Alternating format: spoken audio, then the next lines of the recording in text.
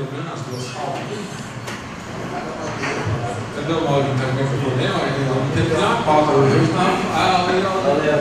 Leandrão. DIF, né? Manifesto e DIF.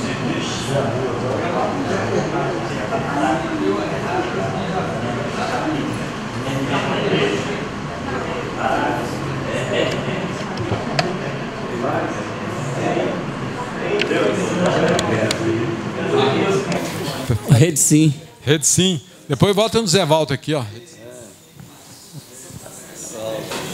Espera aí, Zé Walter.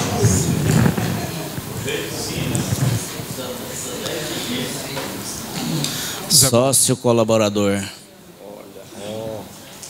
Vamos.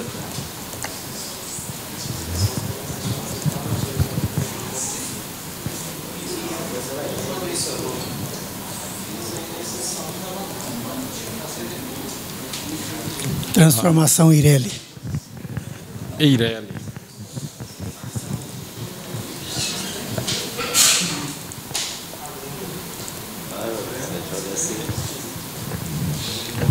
Mais alguma coisa? Mais alguma pauta? Hoje está todo mundo só querendo ouvir, né?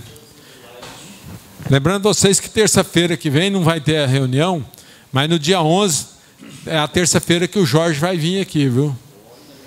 Jorge. Dia 11, terça-feira, dia 11.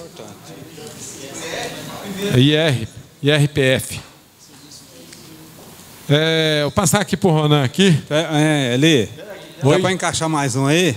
Que é o Valdeci. Valdeci. É serviço de engenharia.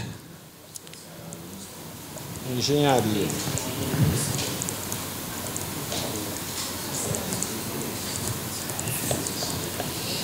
Você quer falar agora ou depois? Vou dar a palavra um pouquinho aqui para o Ronan comentar alguma coisinha aqui. Boa noite, colegas. Boa noite. Pegando aí, dando continuidade na palavra do Eli sobre o Jorge, nós estivemos com ele aí agora no mês de fevereiro, em janeiro, pedindo para ele uma preferência, logo nos primeiros dias de março, para falar conosco sobre o imposto de renda. Então ficou, conforme ele disse, está pré-agendado para o dia 11 de março. Hoje eu procurei entrar em contato com ele, a secretária disse que ele estava viajando.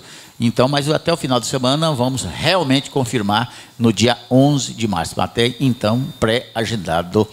É somente aqui um abraço fraternal que o Adair envia a vocês. Eu estive lá fazendo uma visita e, inclusive, fiquei muito feliz, como nós estávamos preocupados, tanto quanto ele, com toda a cirurgia, ela requer um certo cuidado, mas ele foi muito feliz, está felizardo. Então, tudo resolvido, sem problema. Queria até logo voltar a trabalhar nesses 10 dias. Eu falei, daí não faça isso.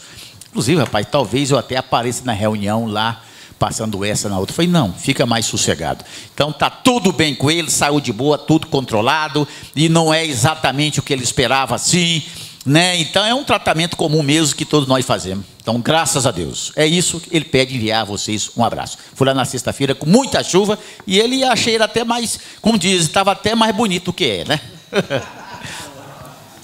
Tá bom? Muito obrigado. Vamos com o Leandro aqui, vamos. A DIF primeiro. A DIF que está mais próximo, né? É o seguinte, que aconteceu um caso comigo, queria saber se aconteceu com alguém já aí. Eu tenho uma empresa matriz aqui em Goiás e tenho uma filial em Belém. O que acontece? Eu transmiti a DIF só pelo comprovante de rendimento, só pelos rendimentos que a gente tinha aqui na matriz. Não sabia que ele tinha recolhido lá para o Labore, lá na filial. Que ele tinha uma retirada lá. Então, ele tirou lá também. Aí, o que ocorre? A somatória do rendimento daqui da matriz com da filial passou de 26 mil e pouquinho lá, que é o teto, segundo a instrução normativa da DIF, que está desobrigado a entregar a DIF.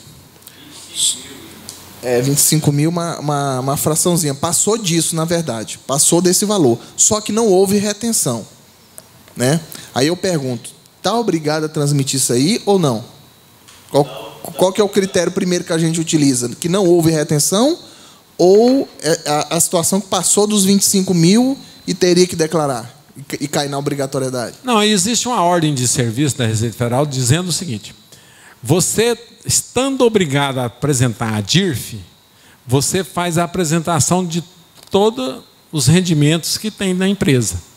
É onde a Receita pega muitos dependentes de alguns caras que declaram dependência, e aí, tipo assim, minha filha, vou pôr minha filha como dependente. Aí ela trabalhou ali de estagiário, trabalhou num outro lugar, a DIRF, o pessoal informou a DIRF. Então, a hora que vai fazer a confrontação dos dependentes, descobre que ela teve rendimento. Então, ela foi... e o cara não incluiu os rendimentos dela. Então, na realidade, se ela está obrigada a apresentar a DIRF por causa dos cartões de crédito, você faz a importação de todos os funcionários e apresenta a todo mundo. Está falando. Não tem cartão e os funcionários não têm retenção na fonte. Uai, o problema então, é o seguinte, que passou desses 25 mil, que tem um total lá de rendimento de trabalho assalariado, que está descrito lá na gestão normativa, só que passou, mas não teve retenção. Está obrigado ou não está? Está desobrigado, porque você não praticou a retenção. Espera aí. Deixa o Geraldo falar aqui primeiro. Ele, no meu entender, não tá desobrigado, não. Se o rendimento dele... Agora, tem que porque o problema dele está dizendo que são dois estabelecimentos. Dois estabelecimentos. Agora, a DIRF ela é centralizada. Porque correto, pois é. Exato. Aí tem a colocação seguinte. O meu entendimento... Se tem imposto retido, aquele empregado ele é obrigado a informar na DIRF, seja qualquer rendimento dele. Agora, se passou de 25 mil, também eu entendo que está obrigado. Agora, eu não declaro todos os trabalhadores. Eu seleciono aqueles que são obrigados conforme a normativa. O primeiro padrão, houve retenção? Sim, está obrigado. Os rendimentos passou de 25 mil e qualquer coisa, está obrigado. Então, eu só informo esses então, trabalhadores. Uma pergunta para você. Ele não fez a retenção. Pois é, não houve a retenção. Não, tudo bem. Não fez a retenção. Você vai informar a DIRF? Eu informaria a DIRF, porque ainda está dentro do prazo, eu informaria sim, porque ele teve rendimento, embora seja em dois estabelecimentos, mas é a mesma empresa. É igual o corpo não tem braço e perna, então, meu entendimento, se estiver errado, eu informaria. É polêmica, vamos Gesla lá. Gesla, quer falar?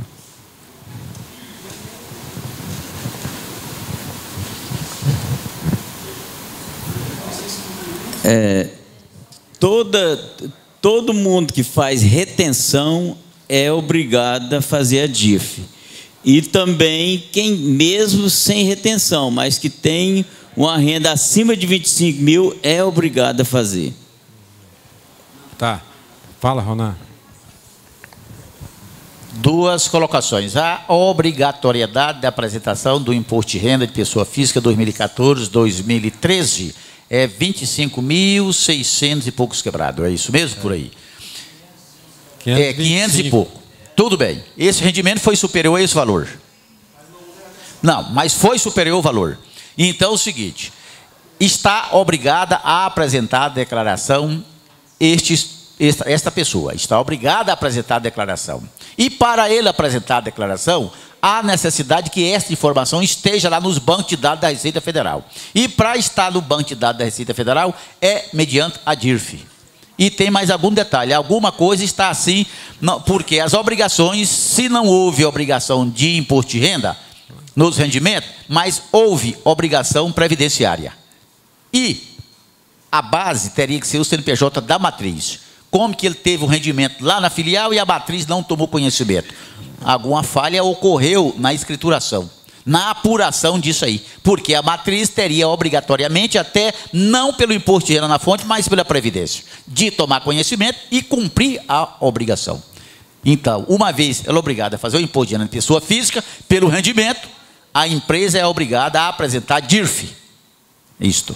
Wagner. Não, é só uma pergunta que eu faço também. Numa das DIRF então, minhas lá, Antes de você fazer a pergunta, então deixa eu responder sobre esse... Porque... A DIRF, mesmo, independentemente de ter tido a retenção ou não, se ela passou daquele valor limite lá, ela é obrigada a ser a declaração. Porque no ajuste, ele vai pagar o imposto, se é devido, se ele não tiver desconto, essas coisas, ou jogar naquele desconto simplificado. Agora, eu tenho das empresas, mesmo esse empresário que tira um salário mínimo, eu faço DIRF de todo mundo, independente de todos os empresários. Porque amanhã depois, manda as declarações para o banco e a declaração depois de renda do empresário. Aí fica, não fez. Por que não fez? Não, tinha que fazer. Então, eu tenho por obrigação minha, no caso, faço todo mundo. Agora, nesse caso, é obrigatório fazer, já que ultrapassou o limite, porque a DIRF ela é centralizada pela matriz. E como ele teve rendimento nas duas matrizes filial, mas o CPF é um só, então vai ter que somar tudo e jogar tudo mês a mês, como se fosse recolhimento único, total. Obrigatório. Ok, peraí, deixa o Wagner fazer a pergunta, depois você... Uma das DIRF minhas lá estava obrigado por causa do cartão de crédito lá. Eu esqueci de informar o Prolabore do sócio lá. Tem necessidade de retificar e informar o Prolabore ou... Pode deixar assim mesmo. Prolabore passou de... É um salário mínimo só. Salário mínimo? Não. Ele não vai... Ele passou de 6 mil. Pois é, fala acima de 6 mil por ano. É obrigado a inserir na DIRF. R$500 por mês. De todo mundo. Todo mundo. Não.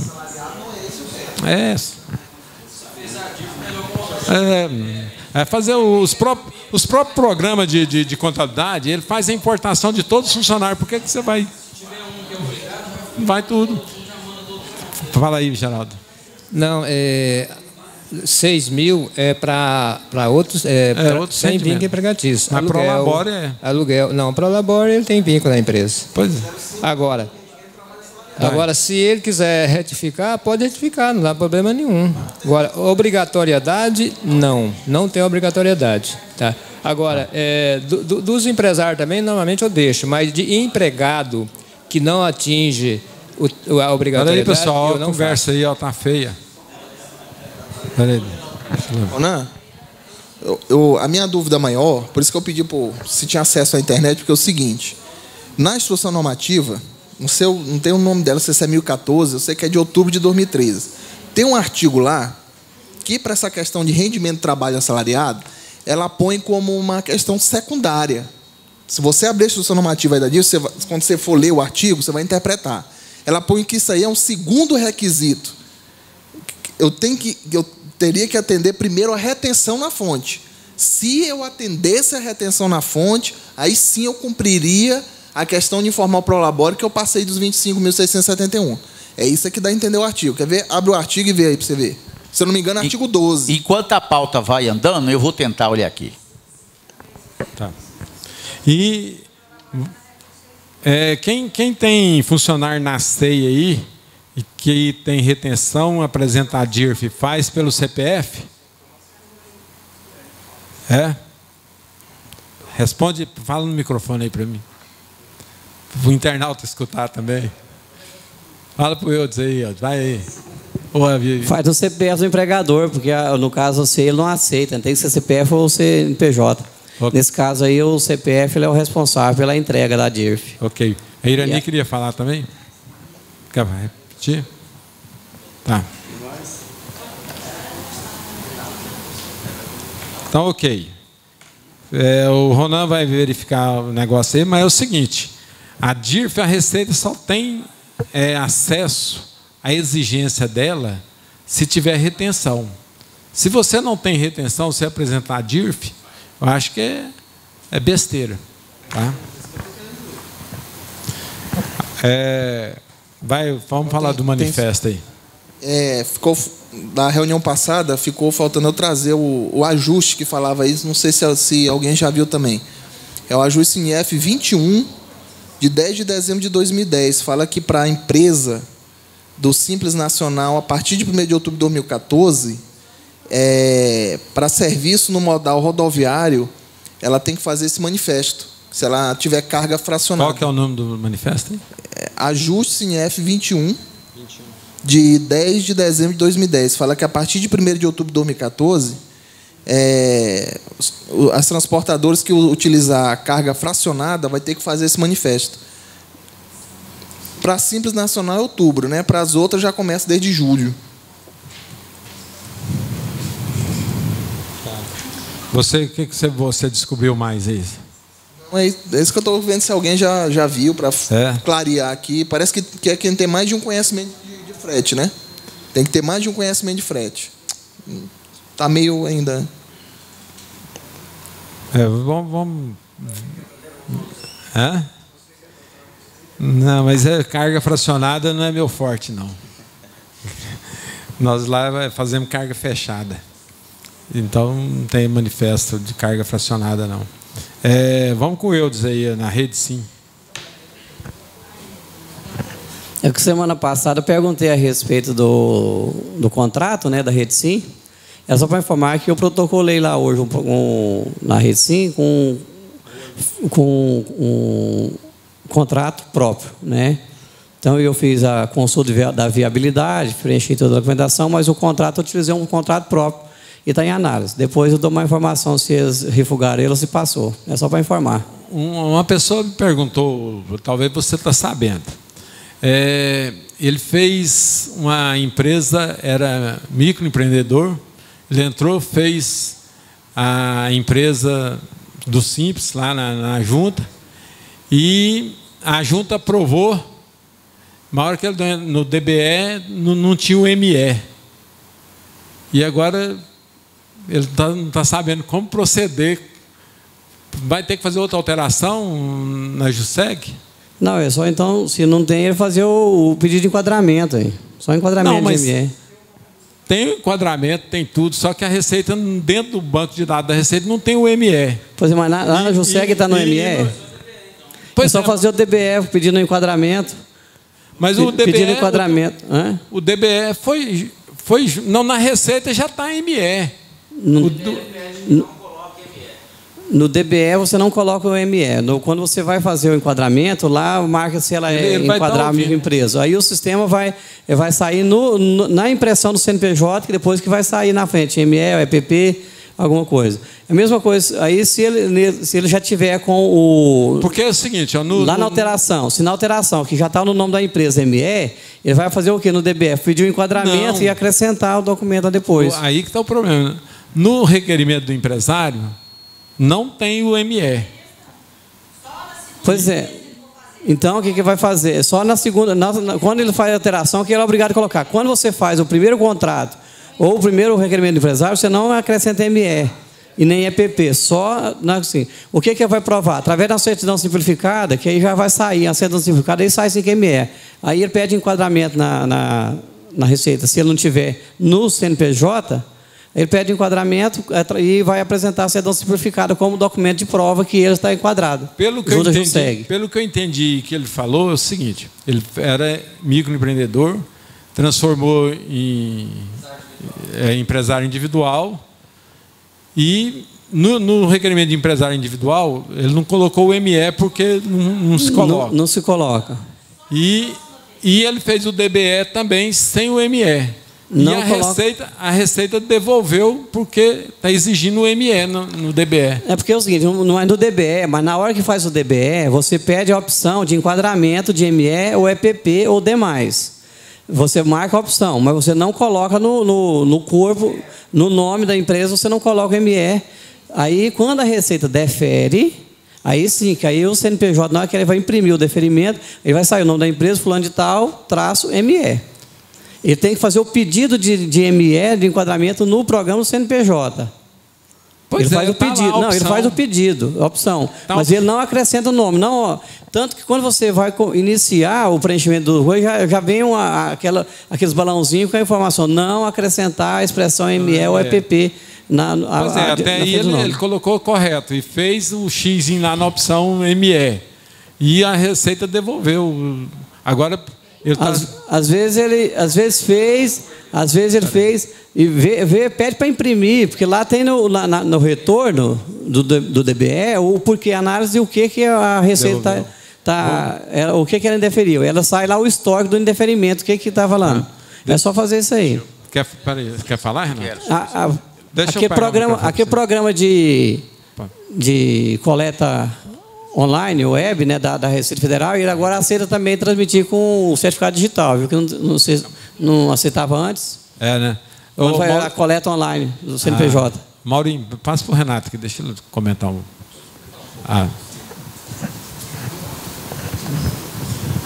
Então, nesse caso aí, só para esclarecer, aí o requerimento de empresário já foi arquivado na junta? Foi. A junta aceitou, despachou. Aceitou a parte dela da junta. E a da Receita não foi homologada. A Receita devolveu o DBE. Então, agora ele retorna o processo só para a Receita, marcando microempresa, porque nesse momento ele já está enquadrado como microempresa. Mas ele marcou. O problema é esse. Ele marcou a opção de microempresa.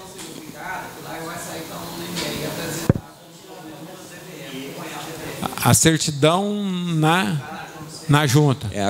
Agora, se na junta comercial, se ele não é microempresa, se ele não fez aquele enquadramento de microempresa, se ele não é microempresa, aí na Receita, ele, mesmo agora, ele não pode fazer ainda não. Agora, se tiver na junta como microempresa, ou aquele enquadramento de microempresa, inclusive eu acho que a Receita, quando vai entrar nesse processo que já passou na junta, agora é só a parte da Receita separado, acho que eles pedem o enquadramento de microempresa junto, justamente para ver se é ME ou se é EPP ou se não é nenhum dos dois. Nesse caso aí, a Receita aceita o DBE separado agora? Aceita. Se a gente tiver uma empresa que fez 1, 2, 3 alterações há um tempo atrás e não foi atualizado na Receita, pode fazer o pedido agora da DBE direto para a Receita. Ok. E aí, no caso, é isso. Se for microempresa, tem que anexar uma cópia do enquadramento de microempresa. Não, tranquilo. Se marcar lá microempresa e não mandar esse documento, eles não aceitam. Eu ligo para ele amanhã. Dá o Walterlo aí, que é falar do Redisim ainda. O meu caso é o inverso. A Receita Federal enquadrou algumas empresas minhas que não é microempresa nem EPP e colocou após a razão social a expressão ME ou EPP. Como eu tiro isso? É o desenquadramento. Eu deixo eu comentar. Ok, qual documento que eu anexo junto ao DBE? Vamos lá, deixa o Eudes. Já vai, Divino. Agora mesmo chega lá. Assuntinho que rendeu. Essa semana eu pedi o desenquadramento de uma empresa minha na JUSEG. Então fiz o pedido de desenquadramento normal. Aí eu fiz o DBE pedindo desenquadramento, automaticamente a Receita já deferiu sem precisar mandar nada. Eu fiz o DBE pedindo o desenquadramento de colocar nele como demais. Na junta. Na junta, aí que veio. E a Receita tomou conhecimento? Aí eu fiz o pedido para a Receita Federal, o DBE, porque aí não é só desenquadramento, então não vai tramitar pela Redisim. Fiz o DBE para a Receita Federal, pedindo o desenquadramento, automaticamente ela já deferiu e já me imprimiu o CNPJ já sem não tem preciso mandar nada, ela está desenquadrando. Eu assinei o certificado digital, não precisa aí. Assinei o certificado digital, o pedido do CNPJ. Agora, se não tiver, você vai ter que mandar, né? Como eu mandei isso. Agora, se você não tiver, se tiver certificado, você faz assinando pelo certificado digital. As empresas que têm certificado digital, eu não faço nenhum mais com assinatura. Eu faço tudo com certificado digital. Leva para todo só o protocolo. Já falou? Então, tá bom. Então, procuração. Eu assino tudo por procuração. Tudo. Então, ele já desenquadrou automático e já imprimiu o CNPJ sem o EPP da empresa. Dessa vez funcionou, então. Ela tinha ultrapassado o limite já dos 3.600.000 de faturamento. Tinha que desenquadrar. O Ronan, acho que achou o negócio da DIRF aqui. Vamos ver aqui, Ronan.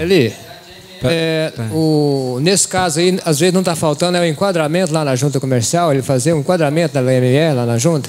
Aí que eu tenho que perguntar para ele. Exato, porque eu estou imaginando, pelo que eu estou vendo, talvez está faltando enquadramento lá. Na junta. Só lhe fazer o enquadramento, se caso ele não fez. Ser, porque... Pede a certidão simplificada, se não tiver, ele faz o enquadramento. Bem lembrado. Vamos lá, Ronan. Colegas, aqui é o seguinte. IN 1406, de 23 de outubro de 2013. A apresentação da DIRF do imposto de renda retido na fonte relativo ao ano calendário 2013, DIRF 2014. Da obrigatoriedade de apresentação da DIRF. Estão obrigadas a apresentar a DIRF 2014 as seguintes pessoas jurídicas e físicas que pagaram ou creditaram rendimentos sobre os quais tenham incidido retenção, que tenham que pagaram ou creditaram rendimentos sobre os quais tenham incidido retenção do imposto de renda retido na fonte, ainda que em um único mês do ano calendário, por si ou como representante de terceiros.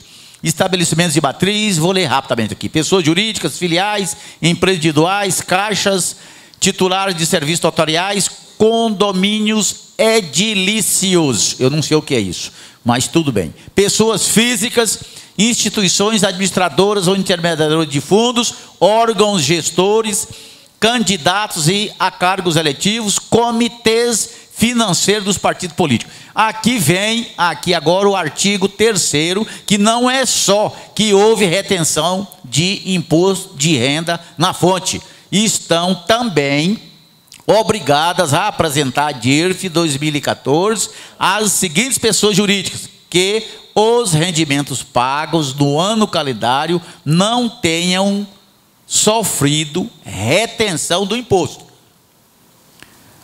As bases temporárias de negócios no país instaladas. Letra A, não vai nos interessar, mas está aqui. Pela FENAD de Auditoria Internacional, letra B, pela emissora fonte da FIFA, pelos prestadores de serviços da FIFA. Item 2, a subsidiária FIFA no Brasil. 3, a emissora fonte beneficiária do Brasil, o comitê organizador local. Então, aqui diz do artigo 3º, estão também obrigadas a apresentar a DIRF 2014 as seguintes pessoas jurídicas, ainda que os rendimentos pagos no ano calendário não tenham sofrido retenção do imposto. Então está dizendo aqui, foi elencado as pessoas jurídicas que não reteve imposto de renda. Portanto, a empresa aqui questionada, a sua empresa, que é a pessoa jurídica aqui, privada, não está aqui nesse rol da obrigatoriedade, porque ela não fez retenção. Está no artigo 3º dessa instrução, que só está obrigado, conforme eu disse, as bases temporárias, a subsidiária FIFA, a emissora de fonte domiciliada do Brasil, comitê organizador local. Está claro aqui, pela interpretação da lei, não há, porque aqui elencou as empresas obrigadas a apresentar a DIRF no caso de não ter havido retenção do imposto de renda na fonte. Viu? Então, matou. Não, mas na frente? Na frente fala não, porque aqui vem artigo 4º, sem prejuízo do disposto, sem prejuízo do disposto do parágrafo 2º do artigo tratando, deverão prestar as informações relativas à retenção do imposto de renda e as demais contribuições incidentes sobre os pagamentos, órgãos públicos, autarquia, empresas públicas, sociedade de economia mista, demais entidades cujo capital sujeito à volta à União direta, do programa gerador, é o capítulo 2, não é o caso, da apresentação da DIRF, a DIRF deverá ser apresentada por meio de programa da Receita, não é o caso. Artigo 7º, o arquivo transmitido não é. 8, DIRF será considerada ano calendário, também não é. Do prazo da entrega, que é o capítulo 4, não é. Do preenchimento da DIRF não interessa também. Artigo 12? Como é que é? Artigo 12? Artigo 12 tem, porque tem o 13, tem que ter o 12. Artigo 12. As pessoas obrigadas a apresentar a DIRF, conforme disposto dos artigos 2º a 4º, deverão informar, que é interessante, as pessoas obrigadas a apresentar a DIRF, conforme disposto nos artigos 2º a 4º, deverão informar todos os beneficiários de rendimento. Gostaram de ouvir aqui? As pessoas obrigadas a apresentar a DIRF, conforme disposto no artigo 2º a 4º, deverão informar todos os beneficiários de rendimento que tenham sofrido retenção do imposto de renda, que tenham sofrido retenção do imposto sobre a renda ou contribuições, ainda que em um único mês do ano calendário, do trabalho assalariado, quando o valor pago durante o ano calendário for igual ou superior a 25.661. 25.661. Então é o caso seu. Então vai lá, não, mas vai lá no artigo 2º. Não, mas aqui já respondeu a questão dele. No item 2 do artigo 12, se o rendimento foi superior a 25.661, é obrigado. Mas de acordo com o artigo 2º e a 4º. Só se eu cumprir o artigo 2º e 4º. Tem que ir lá no As artigo pessoas 2º jurídicas e 4º. obrigadas a apresentar a DIRF conforme disposto no artigo 2º a 4º. Pois é. Deverão informar no artigo 2º a 4º. Entendi. Vai lá no seu artigo 2º. Lá, Artigo 2º. É que tem Entendi. a retenção. Artigo 2º. A função da DIRF é justamente isso, é prestar conta da retenção. Artigo, estão obrigados a apresentar a DIRF 2014 as seguintes pessoas jurídicas: estabelecimento matriz privado no Brasil, pessoa jurídica de direito público, não é o caso, né? Empresas individuais, só um minutinho aqui. Artigo 2º, estão obrigadas a apresentar a DIRF as seguintes pessoas jurídicas e físicas que pagaram ou acreditaram rendimentos sobre os quais tenha incidido retenção do imposto sobre a renda, retido na fonte. Então, não houve retenção na fonte. Mas aí ele fala do 2º ao 4º, vê o 3º e o 4º. 2º, vamos ver o 4º aqui. Só para elucidar bem. O 4º. 3º, estão também obrigadas a apresentar a DIRF as seguintes pessoas jurídicas, ainda que os rendimentos pagos no ano calendário não tenham sofrido retenção do imposto. Pronto. Então, estão também obrigadas a apresentar a DIRF as seguintes pessoas jurídicas, ainda que os rendimentos pagos do ano calendário não tenham sofrido retenção. Vamos ver as pessoas. As bases territoriais, subsidiária FIFA no Brasil, emissora na fonte administrativa do Brasil, comitê organizador local. Isso aí, não tem nada aqui, né? Não tem? 4º, sem... não tem. Na realidade... Do 4º? Do 12? Do 12. Então, deixa eu ver aqui. Artigo 12. As pessoas obrigadas a apresentar a DIRF, conforme disposto nos artigos 2º a 4º, nós já lemos, deverão informar todos os beneficiários de rendimento. Conforme lá. Estão obrigados a informar todos os rendimentos. Mas se tiver obrigado lá, nos artigos 1º. É só isso, não tem parágrafo, não tem nada não, né? Não. Ah, não, então...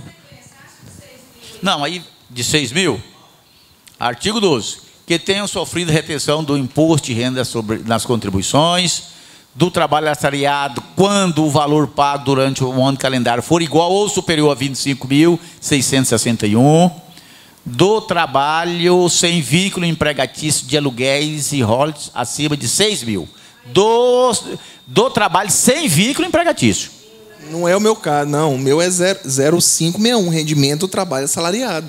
Tudo bem. É prolabore. Pago durante o ano calendário, ainda que não tem.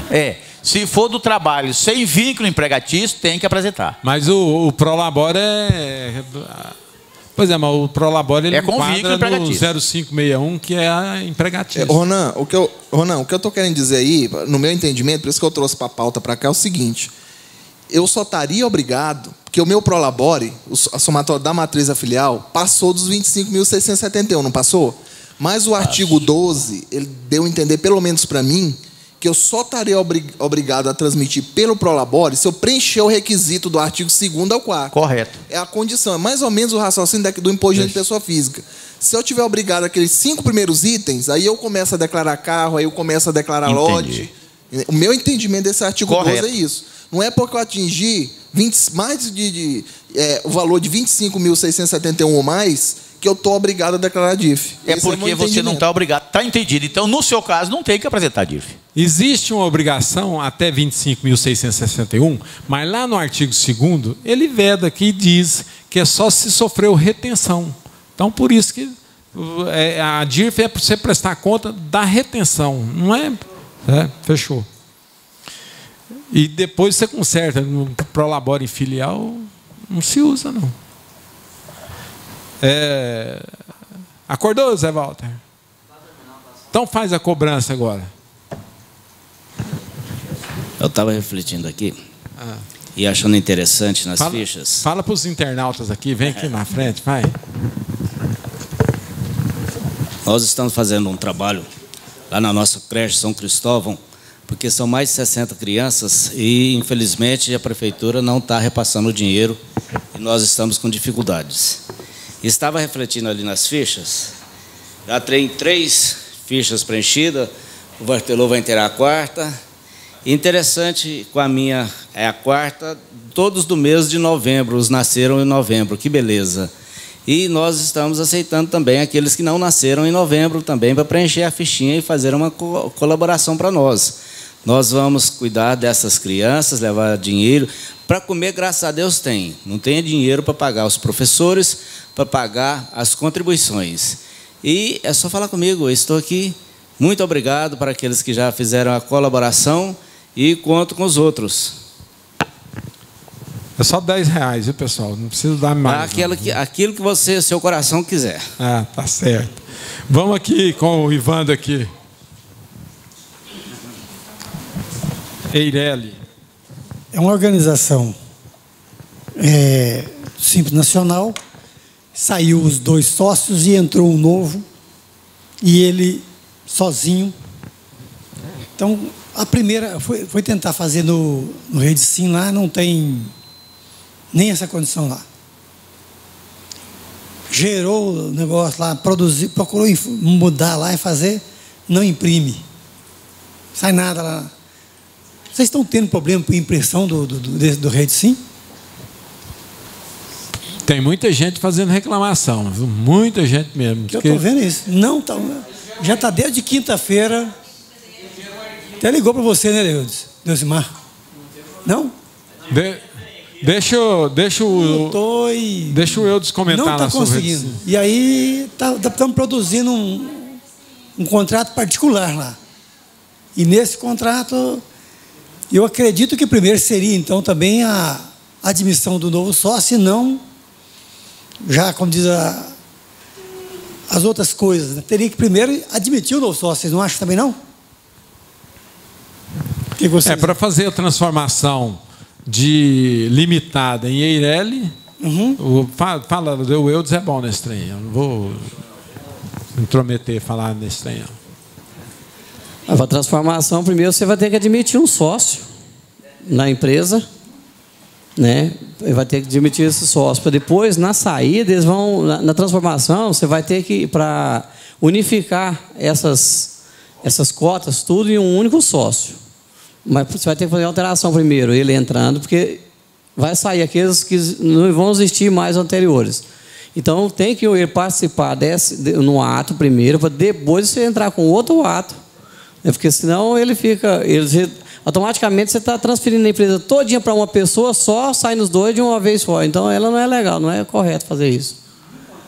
Não tem não. Você vai ter que admitir o sócio, registrar na junta. Ele passa a ser sócio. No outro, que eles vão unificar, aí você faz a transformação.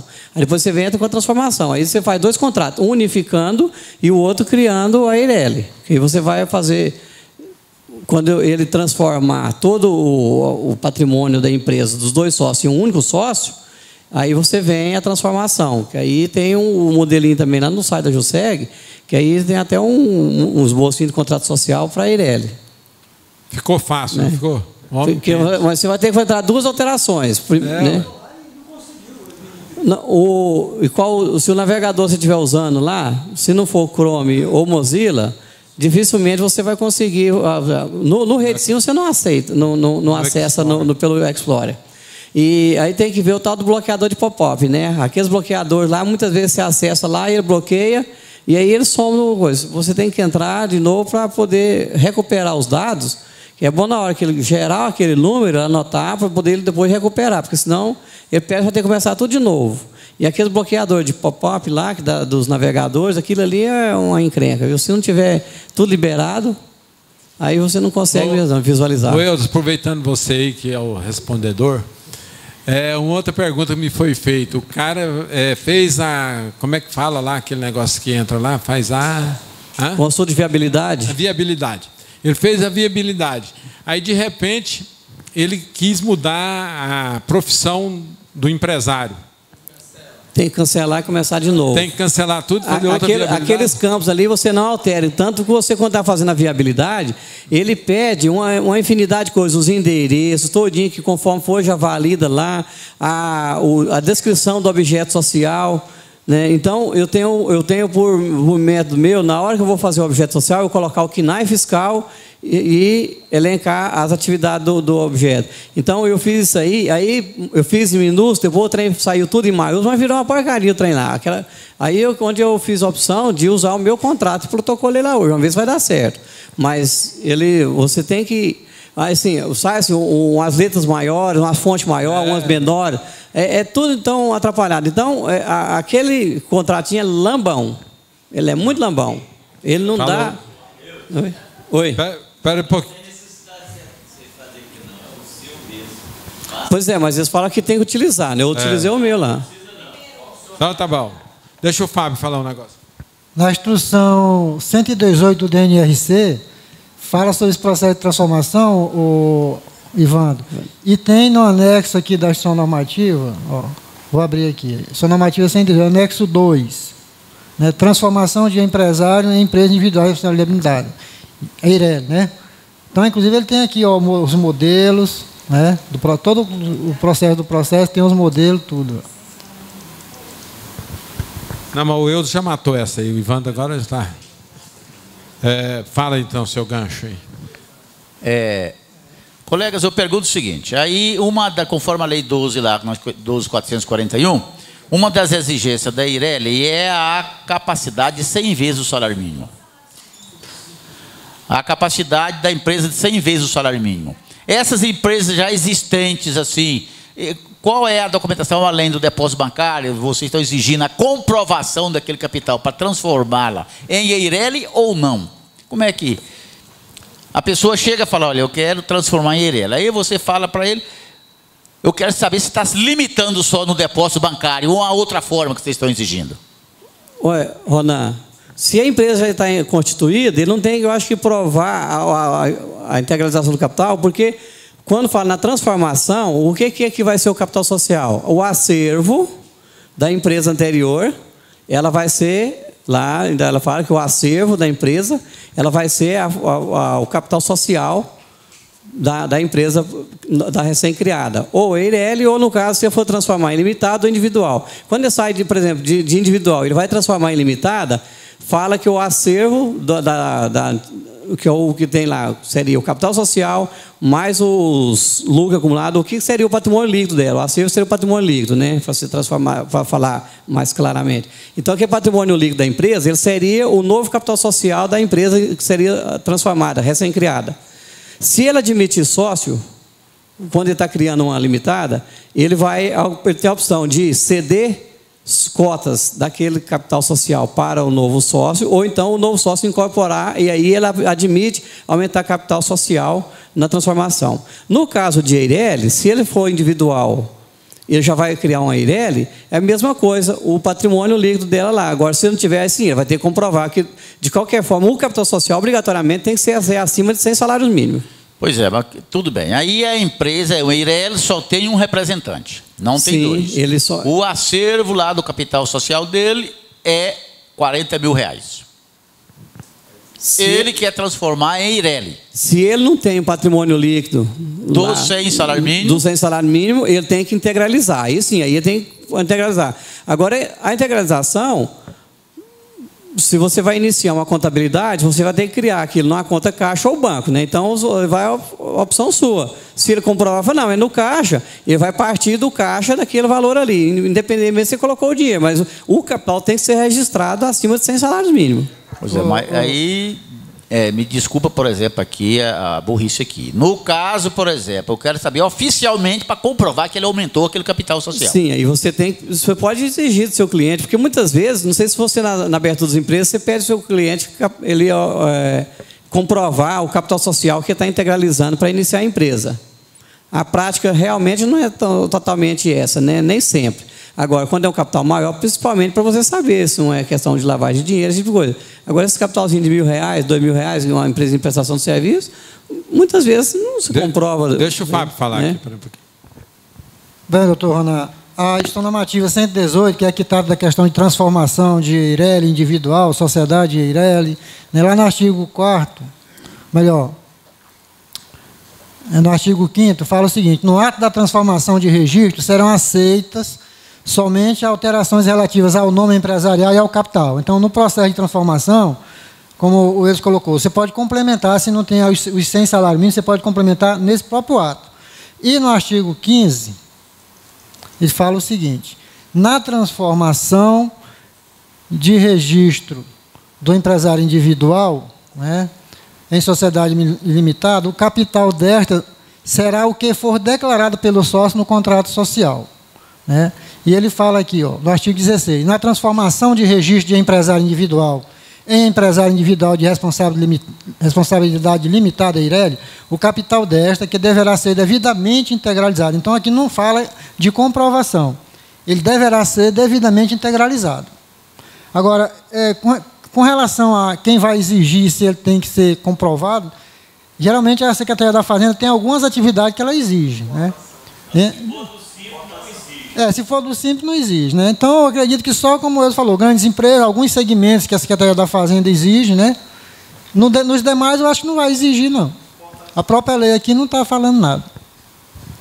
Na realidade, é como o Eudes falou aí, ó, você tendo a contabilidade, comprovando que o seu patrimônio líquido é acima de R$75 mil, dentro do corpo da transformação do contrato, você faz a alteração, aumentando o capital já para quanto você desejar e quanto o patrimônio líquido for suficiente, e depois você faz a transformação já com o capital aumentado.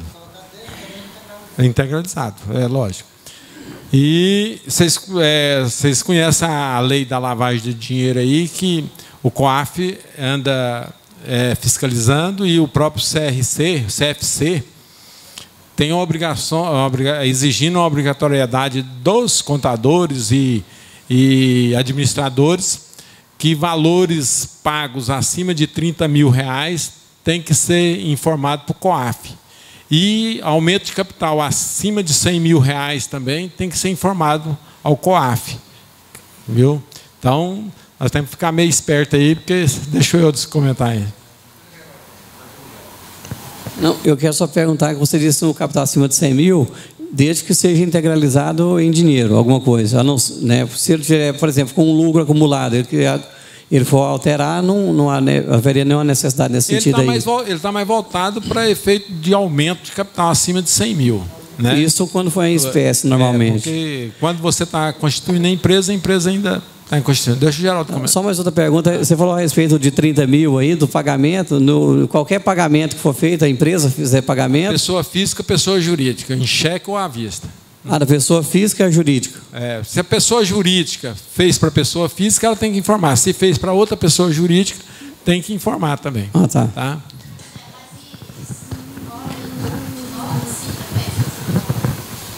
Fornecedores também, boletas. Se você pagou diretamente. Isso que a resolução do CFC não esclareceu. O COAF ainda não manifestou, quer dizer, ainda é uma exigência que está em vigor, mas eu ainda não vi ninguém que tenha cumprido e esclarecido. É igual o imposto na nota, só que o imposto na nota, pelo menos, estendeu o prazo, né? Pois é, então estendeu o prazo, lá não estendeu. A empresa emitiu uma nota fiscal de 40 e poucos mil reais, fez o boleto e mandou para o banco. Aí o banco, quando recebeu o boleto, ele não questionou nada. Quando ele recebeu o boleto, bloqueou o dinheiro lá no banco. Aí teve que a empresa levar a nota fiscal para justificar aquele boleto de 40 e poucos mil reais. Engraçado, não é só pagamento que teria que na realidade, não entendi, porque ela se fez um crédito, né? Porque a empresa emitiu a nota fiscal, 40 e poucos mil reais, emitiu o boleto, igualzinho a nota, mandou para o banco. Enquanto ela estava lá para receber... Pois é, a partir do momento que quem pagou os 48 mil reais para você, teria que informar o COAF. Sim, aí o banco bloqueou o dinheiro lá, enquanto não foi lá com a cópia da nota, não liberou o dinheiro. A alegação dele, o que foi? Pois é, o que eu falei para eles, eu não entendi essa aí, não. Aí o caboclo está... pode ser, porque está existindo duplicatas descontadas aleatoriamente, é doidado, né? Então, provavelmente, ele quis ver a origem, realmente se tinha origem a boleta, né? Vamos aqui para o Valdeci lá. Vamos falar de engenharia aí.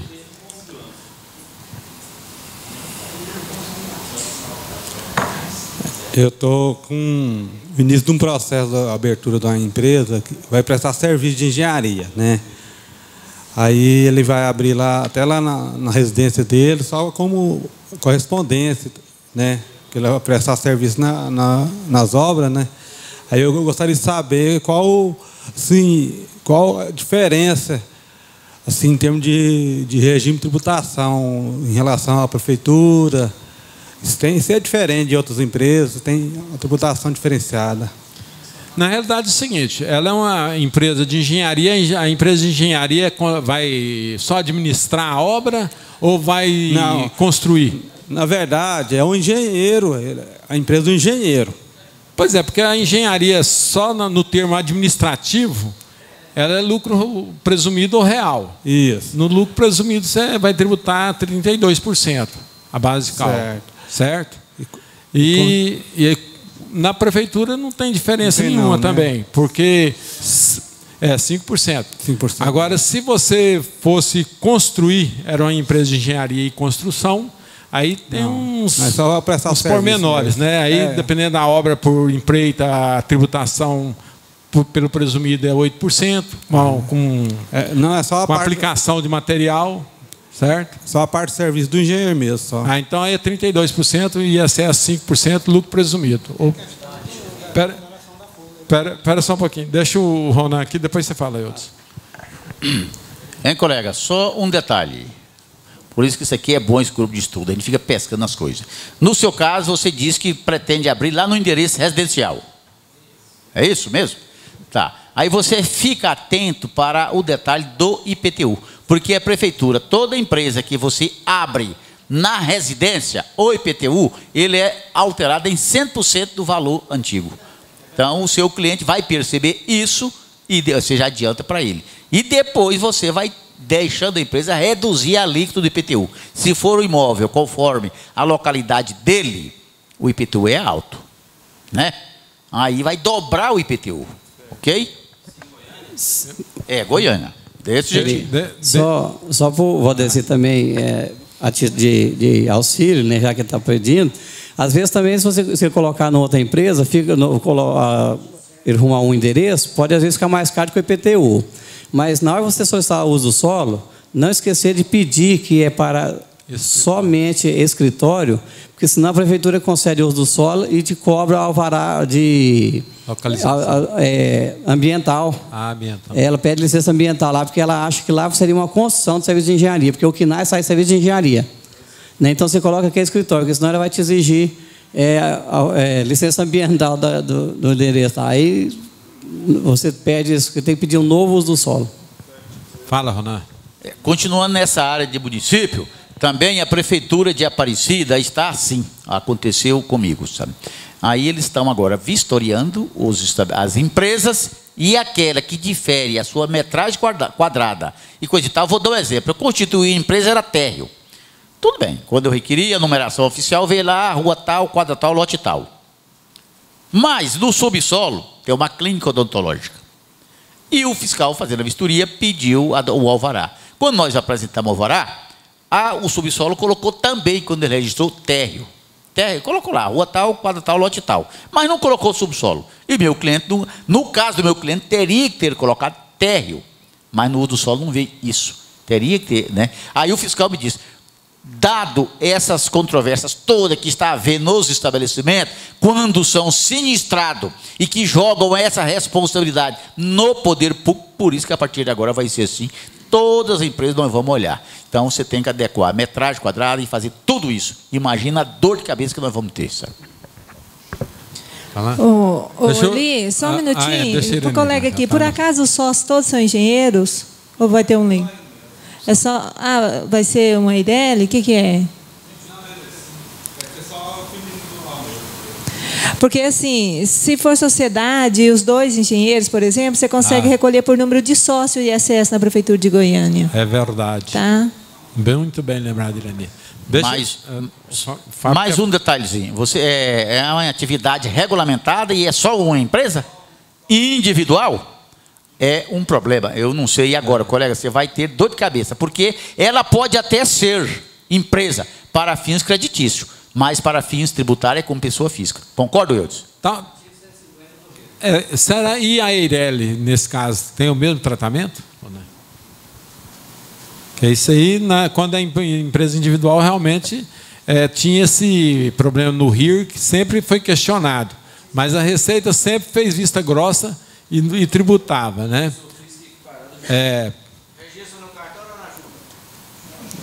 Na junta, porque no cartório aí torna pessoa física mesmo. Deixa o Fábio comentar aqui. Eu ia lembrar, no caso de pessoa jurídica, até mesmo pelo Simples Nacional, de que, sendo construtora, algumas atividades, alguns quinais, elas estão obrigadas à desoneração da folha, né? Só um ganchinho, pode? Pode. Na área da prefeitura. O prestador é estabelecido em Goianira, é Simples Nacional, e prestou serviço em Goiânia para uma imobiliária, e na qual a gente tem a obrigatoriedade de fazer a retenção, né? O prestador, por informar a alíquota de 2,79 a qual ele se encontra, eu vou reter nos 2,79 ou nos 5%? 2,79.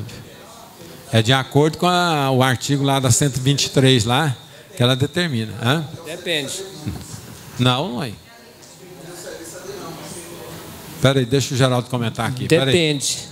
Porque se ele não informar na nota que ele está enquadrado no Simples Nacional, que a alíquota dele é 2,79, aí a empresa aqui pode... Não. Porque a empresa não tem conhecimento. Ela é obrigada a descontar os 5%. Não, aí tudo bem, mas ele já falou que é Simples Nacional, que é tudo... Ela informou na nota, nas informações importantes aqui, que ela é enquadrada no Simples e a alíquota de 2,79. Pois tá.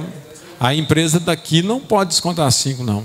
Só os dois. Porque as empresas do Simples estão sujeitas à alíquota mediante o faturamento dela. Aí eu levo essa nota a reste e retenho só os 2,79. Só. Ok, obrigado. Oi?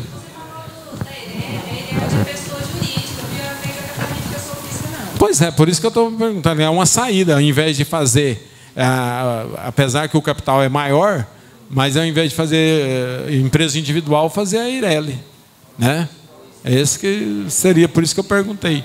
O questionamento agora, ainda o Eudes ficou calado, o Ronan ficou calado, eu também, mas a Irani já deu um gancho. Não, mas aí. é que eu falei assim, porque a Eireli, nesse caso, ela, como você falou, ela é empresa individual de responsabilidade limitada.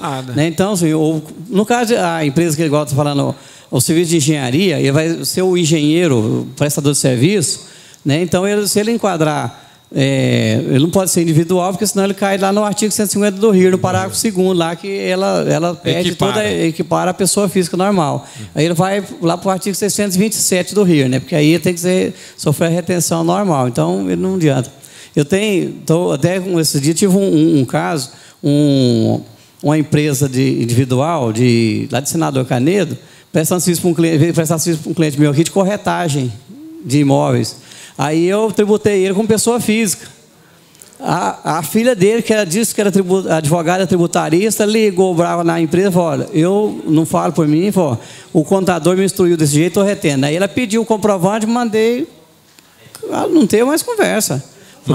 Mandou o dispositivo legal? O dispositivo, artigo 150, parágrafo 2º do RIR, fala, né, que corretores, então ela perde, se ela for individual, ela perde a equiparação, então ela vai ser pessoa física normal. O CNPJ equipara ao CPF. Exatamente. Aí eu estou incluindo ele na DIRF com o CPF da pessoa lá, o prestador de serviço, normal. Tranquilo. Estou incluindo, não, já incluí, já transmiti a DIRF.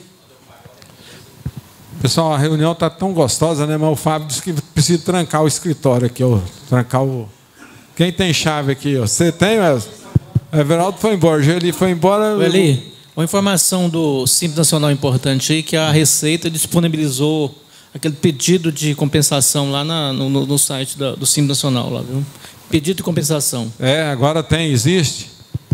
Não perder compra? No site do Simples Nacional, lá ela disponibilizou uma aba lá de pedido de compensação. Se você recolheu indevidamente, você pode compensar. Beleza, então. Deixa... em virtude desse compromisso aqui e as pautas acabarem também, todo mundo, vamos embora.